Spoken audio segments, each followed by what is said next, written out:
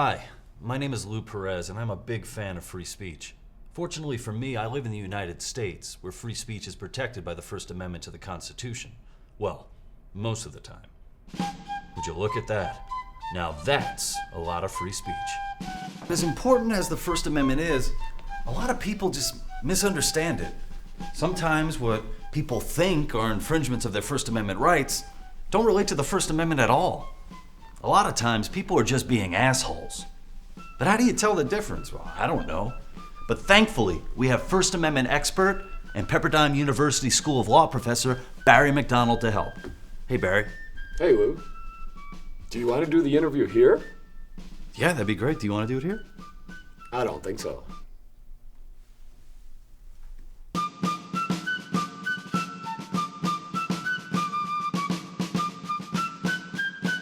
The way that this will work is I'm going to throw some scenarios your way, and you get to tell me whether it's a First Amendment issue, meaning the speech is protected under the First Amendment, or it's an asshole issue, meaning the speech is not protected, and the asshole should probably just go home and sleep it off. So just answer First Amendment or asshole, or a more professional word. How about just jerk?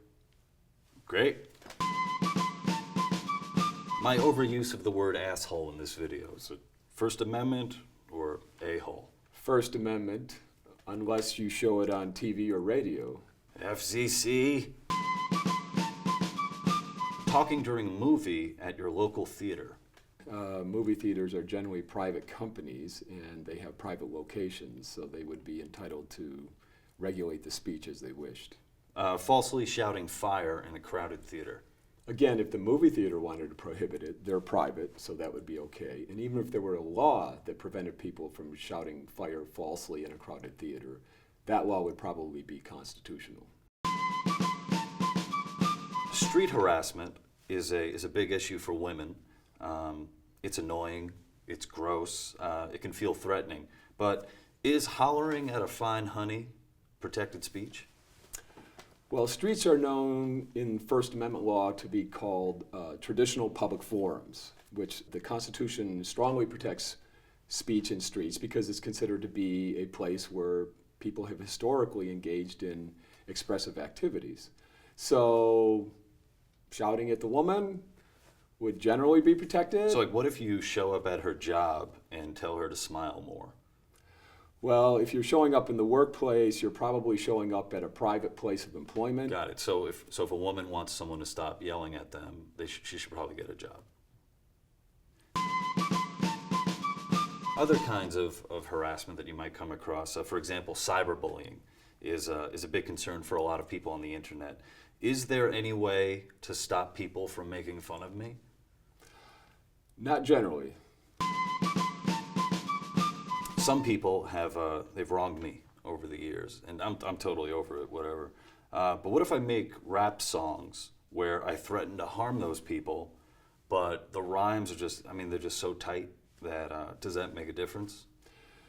Not the tight rhymes, but threats generally are protected under the First Amendment until they cross the line into the land of true threats. I think going to trial would actually be a great way for me to get my music out there. What about, smoking pot? Is that First Amendment, a-hole? Smoking pot is generally considered non-speech conduct, so it really doesn't implicate the First Amendment. What if it's part of a religious ceremony? Well, now it's a different First Amendment right. It's not free speech, but it's claimed for free exercise of religion. And there, the Supreme Court has relatively recently said that we're no longer going to exempt religious conduct from general laws like drug laws. So Congress responded and said, we don't like that ruling, court, and we're going to change it through what's called the Religious Freedom Restoration Act. Now, federal law and a number of state laws allow you to smoke pot for a religious ceremony if it's indeed if it's a sacrament or something like that. I just want everyone to know that in my church, everyone can be a high priest. That's very funny, Will. Thank you. Wearing a swastika to a public park. First Amendment or asshole? First Amendment, unless you're about to incite a riot.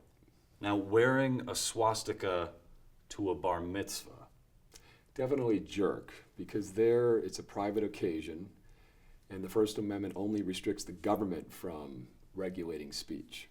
And so a bar mitzvah would presumably be a private event where they could control speech as they wished. My apologies to the Bernstein family. Okay. Thank you, Professor McDonald. From this day forward, I'll know when my First Amendment rights are being infringed and when I'm just being an asshole. I'm glad I was able to help you with that.